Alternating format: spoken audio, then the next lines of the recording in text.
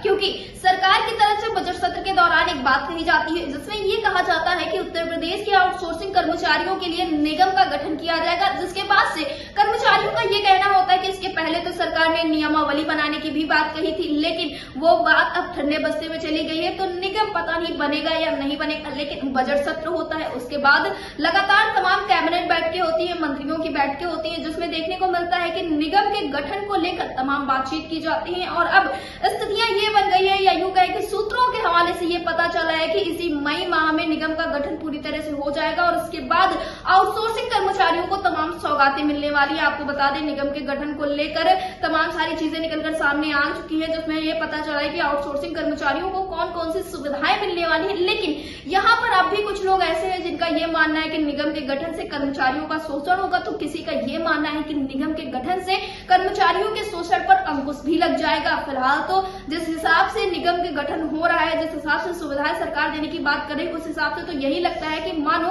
निगम का गठन होगा तो उत्तर प्रदेश के आउटसोर्सिंग कर्मचारियों के बीच में तमाम सुविधाएं होंगी और उनका जीवन काफी ज्यादा सुखी होने वाला है। हाँ, कुछ स्थितियों में बदलाव देखने को मिलेगा और कुछ स्थितियों में तमाम जो संगठन है वो बदलाव लाने का प्रयास भी करेंगे, क्योंकि सरकार कुछ चीजें काफी अच्छी करे, लेकिन अब भी कुछ चीजों पर ध्यान नहीं दिया गया है। तो इस पर संगठनों का साफ तौर पर यही कहना है, उनके द्वारा पूरा प्रयास किया जाएगा कि जितनी भी समस्याएं हैं आउटसोर्सिंग कर्मचारियों की वो सभी हल हो जाए। फिलहाल इस वक्त पर एक बात काफी ज्यादा चर्चा का विषय बनी हुई थी, जिसमें ये कहा जा रहा था कि श्रम विभाग में किसी को शामिल नहीं किया गया है इस गठन के दौरान। तो इस विषय को लेकर भारतीय मजदूर संघ के महामंत्री अनिल उपाध्याय ने सरकार के तमाम अधिकारियों से बातचीत की है, जिसको लेकर बहुत सारी चीजें निकलकर सामने आई है और क्या कुछ हुआ है शासन प्रशासन से मुलाकात के दौरान, इस विषय में जानकारी देते हुए महामंत्री अनिल उपाध्याय ने क्या कुछ कहा, आप भी सुनिए।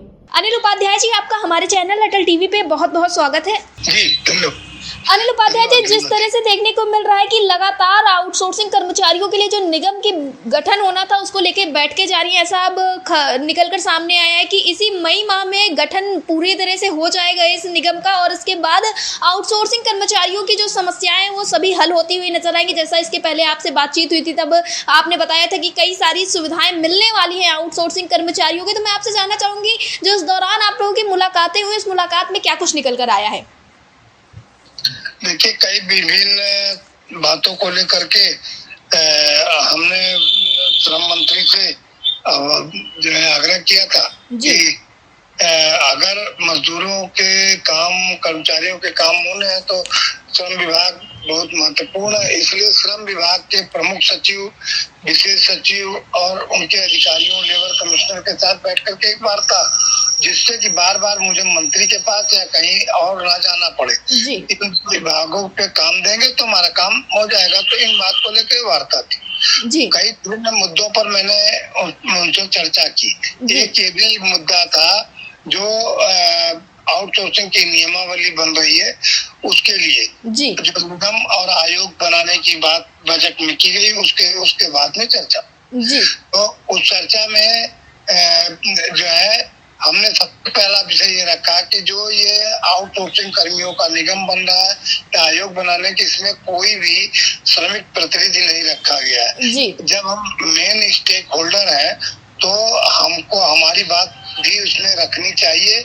हम नहीं कहेंगे तो क्या कहेंगे, तो उस पर श्रम मंत्री ने कहा कि प्रमुख विशेष सचिव ने कहा कि ऐसा है कि ये पहले श्रम विभाग इसको नियमावली वगैरह बना रहा था, अभी इसको सेक्रेटरी वो सचिवालय प्रशासन को दे दिया गया है।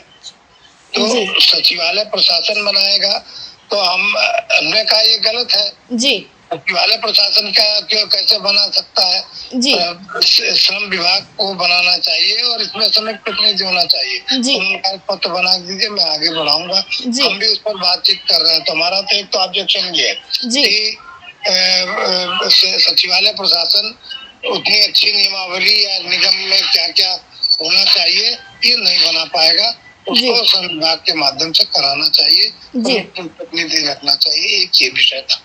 दूसरा विषय मेरा ये है कि जो उसमें प्रावधान है, जैसे आपने कहा सारी सुविधाएं मिल जाने वाली है, तो ऐसा नहीं होने वाला कि जो कोई नियमावली बनेगी और सब कुछ बिल्कुल ही बदल जाने वाला है। तमाम चीजें ऐसी हैं जो अभी भी आगे हमें सुधार करवानी पड़ेगी, निगम में भी और निगमावली में भी। जी कई चीजें ठीक हो जाएंगी, हायर एंड फायर की नीड सही हो जाएगी, कुछ और चीजें भी सही हो जाएंगी, बाकी सब कुछ सही होने वाला नहीं दिखाई दे रहा। और जब तक पूरा आ जाए, तैयार होकर के ना आ जाए, तो भी कुछ कहा नहीं जा सकता। जी अनिल उपाध्याय जी, जो आपने बात की थी कि श्रम विभाग से भी लोगों को शामिल किया जाए, तो इस पर अधिकारियों का क्या मानना था, क्या रुख उनका देखने को मिला? नहीं, अधिकारियों का कहना तो सही था कि हाँ बिल्कुल आप सही कह रहे हैं, आप एक बार लिख करके दीजिए, हम भी बात करेंगे ऊपर मुख्यमंत्री से और सचिवालय से, प्रमुख मुख्य सचिव से, कि ये गलत हो रहा है, सचिवालय प्रशासन पर इनके द्वारा बनाया गया। जी